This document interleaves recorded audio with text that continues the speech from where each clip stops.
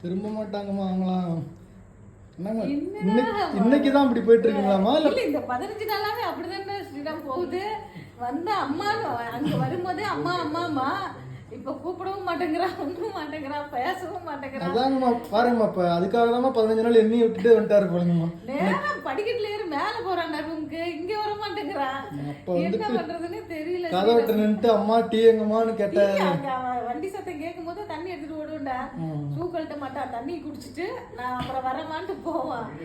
இப்பெல்லாம் திரும்பி பார்க்க மாட்டேங்கிறான்டா. அங்கெல்லாம் கூடங்கம்மா முதல்ல 3 மணிக்கு கிளாஸ் முடிஞ்சிருச்சுன்னா நம்ம பொறுமையா 5:45 6க்கு போகலாம் அப்படிங்கிற மாதிரி சொல்லுவாருங்கம்மா. எப்போவாது மீட் பண்ணுமா கூட பொறுமையா போகலாம் அப்படிம்பாருங்கம்மா. இப்போ ஏதோ நேத்து நிஜமாலுமே நேத்து நேரம் படிக்கட்டுல வீட்டுக்கு அங்க மேல போயிட்டான் ரூமுக்கு. நம்ம அங்க வரல சந்திக்கும் போதே கூடங்கம்மா எப்போ முடியுது, இப்போ கிளாஸ் டைமிங் 5 மணிக்கு முடியுது அப்படிங்கும் போது 5:05க்கு ஒரு ஃபோன் கால் வருதுங்கம்மா. யாருன்னு தெரியலங்கம்மா, பொதுவாக சொல்கிறேன்.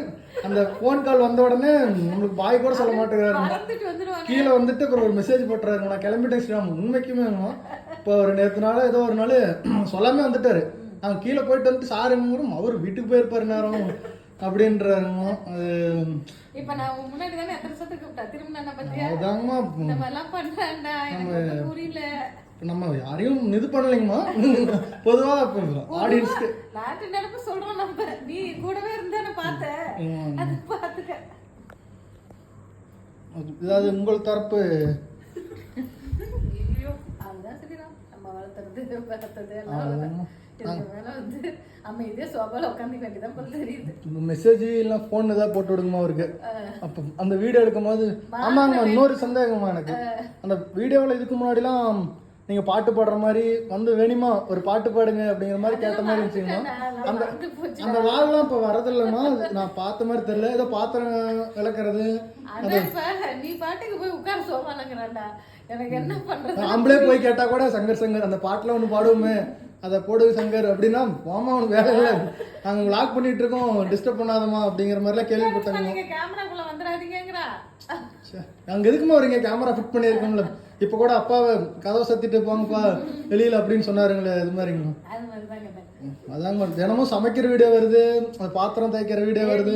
பார்த்ததானே ஒரு நாளாவது பாத்திரம் கழுவிருப்பானா, எனக்கு ஒரு சூப்பு கழுவி கொடுத்துருப்பானா, சாப்பிடுற தட்டத்தை கழுவி இருந்தா நம்ம அங்க உள்ள உட்காந்து சாப்பிட்டோமா கூட டக்குன்னு அப்படியே சாப்பிட்டு ஹேண்ட் வாஷ் பண்ணிட்டு எந்திரிச்சு வந்துடுங்கம்மா.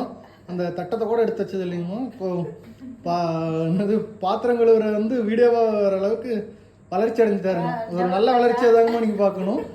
அந்த விளாக்ல தோசை சுடுற மாதிரி சட்னி அரைக்கிற மாதிரிலாம் இருந்துச்சுங்கம்மா. அதை நீங்கள் மாடிக்கு சாப்பாடு கொண்டு வந்த மாதிரிலாம் நான் கேள்விப்பட்டேன். நான் பார்த்துருக்கேம்மா கூட இருக்குமா கூட. என்னங்கம்மா அது? நான் வேப்ப மரத்தடியில் இருந்தா கூட தோசை சுட்டு எடுத்துட்டு அங்கே ஓடுவேன்டா. சோபாவில் இருந்தா சோபா கொண்டு ஓடிடுவேன். இப்ப அவன் அடுப்பிட்டு நின்று அவன் தோசை சுடுறான்டா.